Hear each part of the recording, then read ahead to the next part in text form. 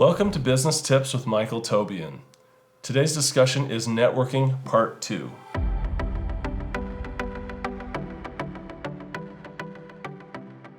Thanks for joining the discussion today. This is part 2 of the networking videos that I've done on this Business Tips channel.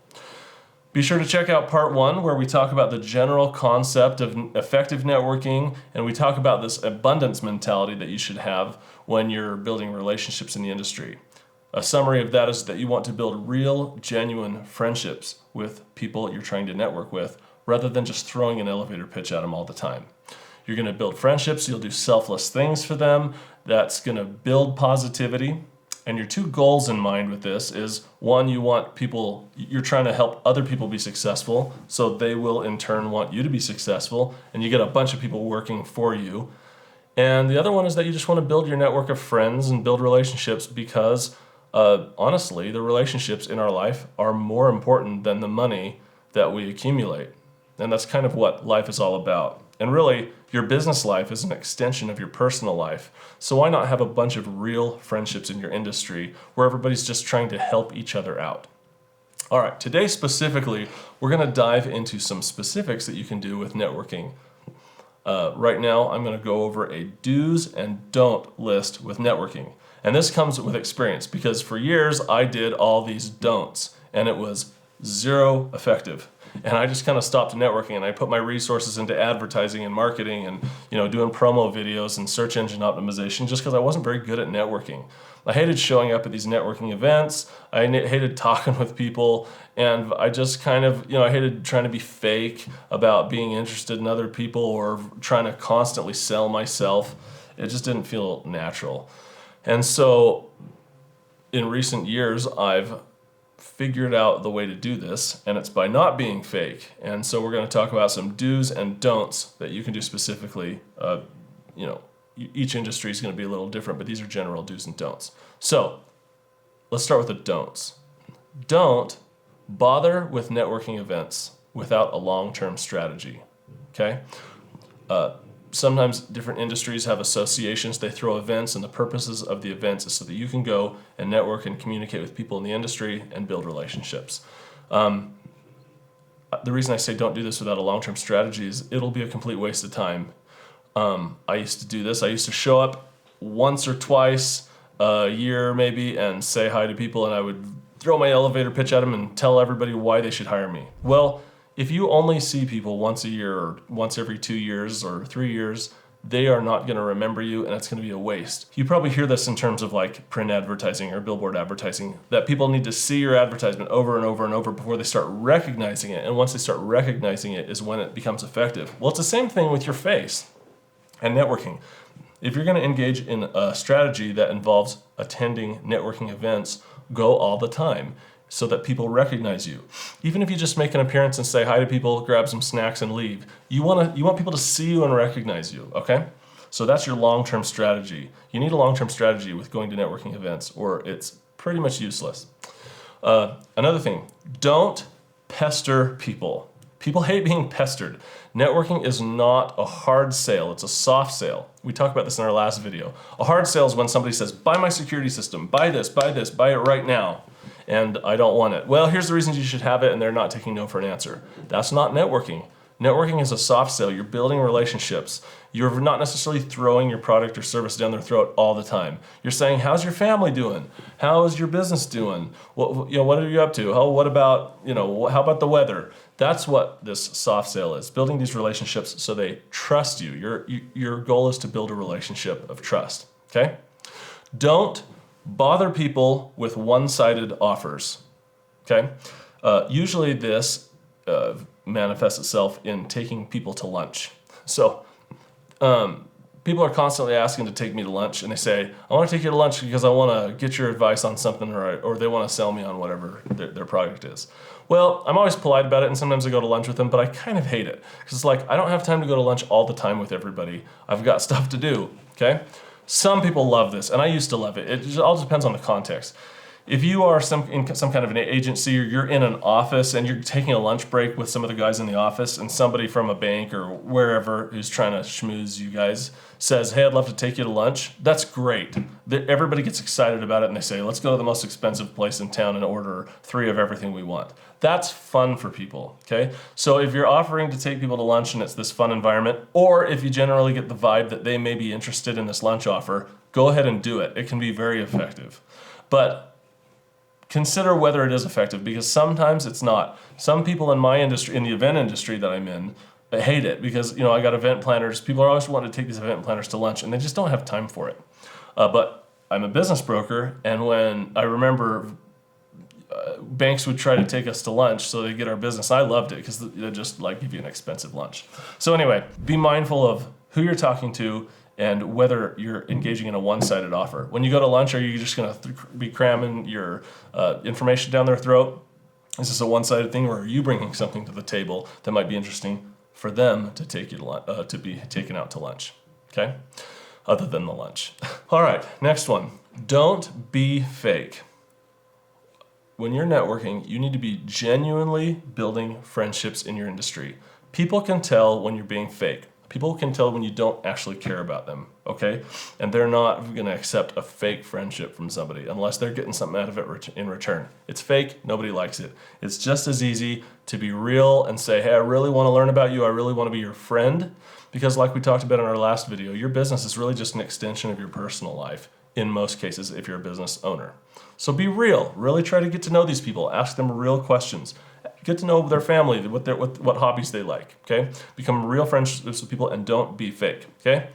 Don't have a short-term networking strategy. Like we talked about earlier with going to networking events, it's a waste of time. Networking is building friendships and it's long-term strategy. So you're not going to see the results tomorrow from your networking events. You're not going to go to a your networking efforts. You're not going to go to a networking event or comment on someone's Facebook post or give them a call and expect them just to be super loyal and only hire you from now on. Think long-term with this. Say in a year from now, I want to be this person's friend, okay? Don't interject unrelated negativity to the relationship, okay? Don't get in arguments with these people you're trying to network with. It doesn't do any good. Usually this is manifest in Facebook arguments, and you comment on their posts and they say, I have this political opinion, you say, oh, you're wrong because of this, and you interject and you argue with them. Well, think about what that's doing. That's not developing a positive relationship with the people you work with. It's just making them mad. You're not going to convince them of your political ideology on Facebook. So why bother ruining your relationship? Now, I'm saying this because I'm bad at this. I always do it, and it's a bad idea. Unless you have such a strong relationship with this person that you can kind of jab each other a little bit, and you can say, oh, you're a left-leaning or right-leaning, whatever your politics are, and you kind of have this fun. If it's fun and it's if it somehow contributes in a positive way to your relationship, fine. But in general, I'd leave politics, religious arguments, things like that out of your networking relationships. Leave that for the Thanksgiving Day dinner where all your cousins come over and everybody fights and hates each other for the next year. Don't avoid networking because you're bad at it. I would just do it anyway and get better at it, okay? I was bad at it for many years. In fact, one of the things that I like to do is take weaknesses and make them strengths. Well, this was an example where I was able to do that. I was so bad at networking. I'd go to these things, I'd sit in the corner and be like, I like talking to people, but I don't particularly need any more friends. I remember there was a Seinfeld episode where somebody was trying to be Jerry Seinfeld's friend, and he's like, I only have 3 friends, and I don't need any more. Sometimes I feel like that at these networking events. But break out of your shell, because if you want to grow your business, you're going to need to do that. Okay? Here's some do's that you should do. Do develop real and meaningful friendships in your industry. This goes along with being fake, not being fake. Really try to develop friendships. Another one, do help your vendors and associations with their business goals. Don't have a long-term strategy with this. Don't think, how is this going to affect me? How's this going to affect me? Don't worry about that.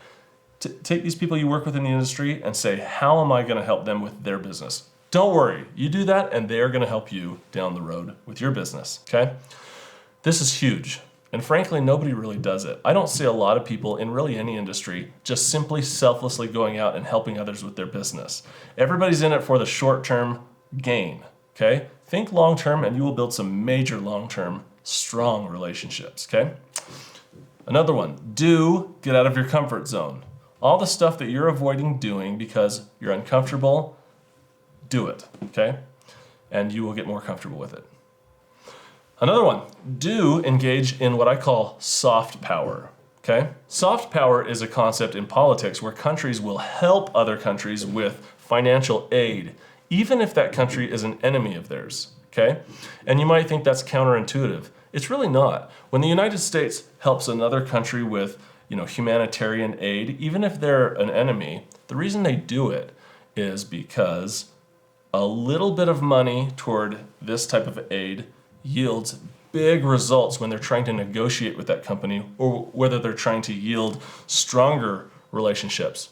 So it's an investment in countries. So if America's helping with aid for some country and then they need something out of that country feels obligated to them, okay?